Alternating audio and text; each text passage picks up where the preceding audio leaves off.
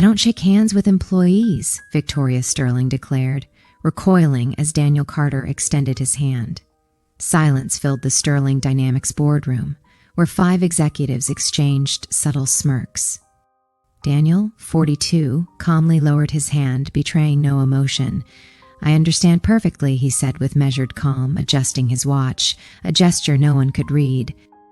Victoria, CEO and heiress to the Sterling Empire, scrutinized him with thinly veiled contempt. His modest clothes and ordinary car had been deliberate choices, a subtle test she misread entirely. "You must be the consultant sent by our investors," she said, emphasizing consultant like an insult. "I hope you won't take up too much of our time." 3 hours earlier, Daniel had arrived at Sterling Dynamics unnoticed. What Victoria didn't know was that he controlled Carter Global Investments, managing over $60 billion, and was considering a $4 billion injection into her company. Every slight, the ignored greetings, the passing security guards, was catalogued. "Our numbers speak for themselves," Victoria continued, dismissing him. Daniel remained still, recording every word on a discrete device. When Victoria finally asked if he had questions, he calmly replied, "Do you believe this behavior represents the values a partner company should show?" Victoria laughed, exchanging amused glances with her team. "Values? Profit and results, Mr. Carter. That's all that matters here." A faint smile appeared on Daniel's lips. Every condescending gesture, every dismissive remark fed a plan built over decades. He had faced prejudice his whole career, from Wall Street interns to CEOs, learning that patience and precision outweighed anger. "Actually," Daniel said softly, "I'm more interested in the corporate culture here, its core values." Victoria laughed again. "Excellence, that's all we value. Excellence when we see it." She paused, oblivious that her arrogance was sealing her fate.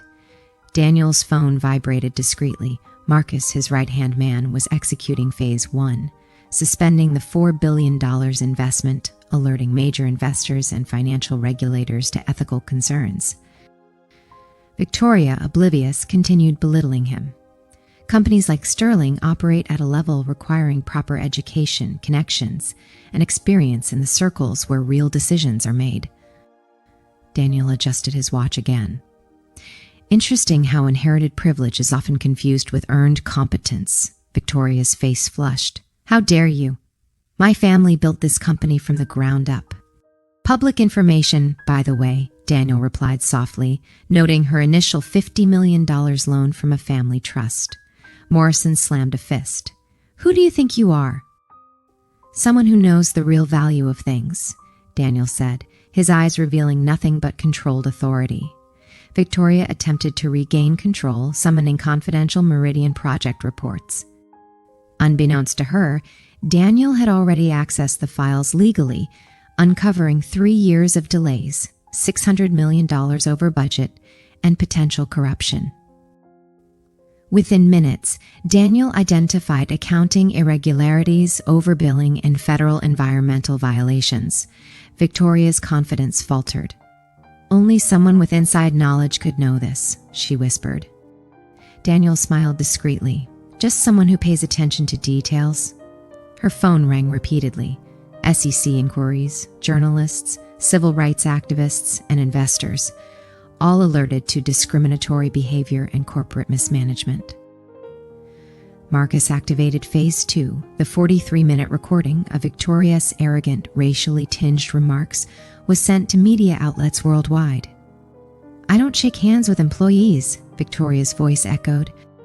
Her arrogance was now public, viral, and destructive. The company's stock plummeted, investors withdrew, and Sterling's reputation crumbled. Daniel stood, revealing his identity. CEO of Carter Global Investments, Forbes listed, managing billions. 6 months of observation, he said. "Today was my final test of your company's ethics." Victoria, defeated, whispered, "Why did you do this?" "Because talent should never be judged by skin color or privilege," Daniel said. "Because leadership must understand the value of every human being."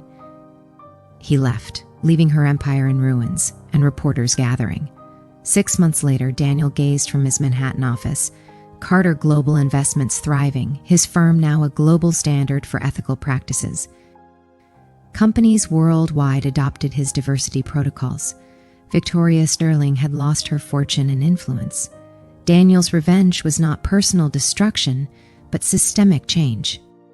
He had turned humiliation into a revolution, creating opportunities for thousands, proving the ultimate victory is not defeating enemies.